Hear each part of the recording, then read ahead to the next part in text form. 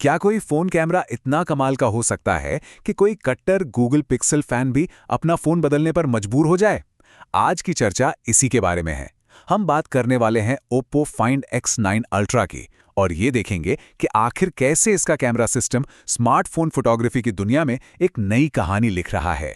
तो चलिए कहानी की शुरुआत करते हैं इस दमदार बयान के साथ। ये बयान ही पूरी कहानी की नींव है। एक टेक रिव्यूअर का हैरान कर देने वाला फैसला। देखिए, ये कोई छोटी मोटी बात नहीं है, खासकर तब जब कोई गूगल पिक्सल के कैमरे का इतना बड़ा फैन हो। तो सबसे पहले ये समझना जरूरी है कि इस फोन की तुलना किससे हो रही है। देखिए, लंबे समय से गूगल पिक्सल को कैमरा के मामले में एक गोल्ड स्टैंडर्ड माना जाता रहा है। मतलब एक ऐसा फोन जिसका कैमरा भरोसेमंद है, इस्तेमाल करने में आसान है और जिसकी तस्वीरें लगभग हमेशा ही अच्छी आती हैं। और यहीं पे एक बहुत ज़रूरी बात सामने आती है। अमेरिका और कई दूसरे बड़े बाजारों में जो टॉप स्मार्टफोन कैमरा हार्डवेयर है ना, वो अक्सर थोड़ा पीछे रह जाता है उन ब्रांड से जो चीन में कुछ नया डेवलप कर रहे हैं। और बस यही बात एक नए चैलेंजर के लिए दरवाज़ा खोल देती है। तो अब बात करते हैं उस डिवाइस की जिसने इस पूरे स्टैंडर्ड को ही चुनौती दे डाली है। जी हां, Oppo Find X9 Ultra। अब देखिए, अल्ट्रा शब्द का मतलब हर ब्रांड के लिए अलग है। एक तरफ सैमसंग है जिसके लिए अल्ट्रा का मतलब हो गया है कि भाई 4 साल से लगभग एक जैसा ही फ़ोन निकाल रहे हैं। वहीं दूसरी तरफ कुछ ब्रांड्स इस अल्ट्रा शब्द का इस्तेमाल ये बताने के लिए करते हैं कि फ़ोन में ज़बरदस्त मतलब एकदम क्रेजी कैमरा स्पेक्स हैं, और ओप्पो इसी दूसरी कैटेगरी में आता है। तो इसके स्पेक्स पर एक नज़र डालते हैं, और सच कहूं तो ये कागज़ पर ही इतने ज़बरदस्त लगते हैं। मेन सेंसर 200 मेगापिक्सल का, 3x पेरिस्कोप टेलीफोटो भी 200 मेगापिक्सल, फिर एक 10x पेरिस्कोप और 50 MP का अल्ट्रा वाइड भी है। और तो और ट्यूनिंग हैसलब्लैड की है। मतलब स्पेक्स तो कमाल के हैं, पर जैसा कि रिव्यूअर ने बताया, असल रिजल्ट्स तो इससे भी कहीं ज्यादा बेहतर हैं। और पहली बार जब इस कैमरे को इस्तेमाल किया गया तो बस एक ही शब्द निकला, वाह। बस यही पहली प्रतिक्रिया थी। इससे पता चलता है कि इसका असर कितना गहरा और सीधा था। तो आखिर ऐसी क्या खास बात है इस कैमरे में? देखिए, ये सिर्फ अच्छी तस्वीरें लेने के बारे में नहीं है। इसकी सबसे बड़ी खासियत ये है कि ये तस्वीरों से वो टिपिकल स्मार्टफोन वाला लुक हटा देता है। जानते हैं ना, वो थोड़ा ज्यादा प्रोसेस्ड, थोड़ा नकली सा दिखने वाला लुक।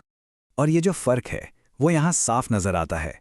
एक तरफ है वो फोन वाला लुक, फ्लैट बैकग्राउंड, साफ दिखती हुई प्रोसेसिंग, और दूसरी तरफ है फाइंड X9 अल्ट्रा का लुक, जिसमें गजब की डेप्थ है, कमाल की डिटेल्स हैं। ऐसा लगता है जैसे ये तस्वीरें किसी पारंपरिक कैमरा से ली गई हों, ना कि किसी फोन से। यही इस फोन का असली जादू है। ये पहला ऐसा फोन है जो सच में एक पारंपरिक कैमरे की नकल करता है। बात सिर्फ अच्छी तस्वीरें लेने की नहीं है, बात है तस्वीरों के कैरेक्टर को ही बदल देने की, उन्हें ज्यादा रियल, ज्यादा आर्टिस्टिक बनाने की। तो ये जादू होता कैसे है? ये एक जबरदस्त कॉम्बिनेशन है। पहला, हार्डवेयर अपना काम बखूबी करता है, ज्यादातर मेहनत हार्डवेयर की है। दूसरा, जो 3x लेंस है उसका असर तो कमाल का है, और वीडियो में ऑप्टिक्स को सॉफ्टवेयर से फेक नहीं किया जा सकता, जो ये फोन साबित करता है। ऊपर से ओप्पो की प्रोसेसिंग भी बेहतरीन है। यहां तक कि अगर कोई एक्शन शॉट ब्लर हो जाए तो ये उसे कैप्चर करने के बाद भी शार्प कर देता है। और एक और दिलचस्प बात, जैसे एक असली कैमरे से ली गई फोटो में थोड़ी बहुत खामियां होती हैं जो उसे कला बनाती हैं, ठीक वैसे ही ओप्पो उन खामियों को पूरी तरह खत्म करने की कोशिश नहीं कर रहा। इससे आउटपुट बहुत ज़्यादा ऑथेंटिक लगता है, ना कि कोई डिजिटल एकदम परफेक्ट इमेज। लेकिन कहानी में एक ट्विस्ट भी है। जैसा कि हम जानते हैं, कोई भी डिवाइस परफेक्ट नहीं होता, और इस फोन के साथ कुछ बड़ी सॉफ्टवेयर से जुड़ी दिक्कतें हैं। और ये कोई छोटी मोटी दिक्कतें नहीं हैं। कैमरा खोलने के लिए कोई डबल टैप शॉर्टकट ही नहीं है।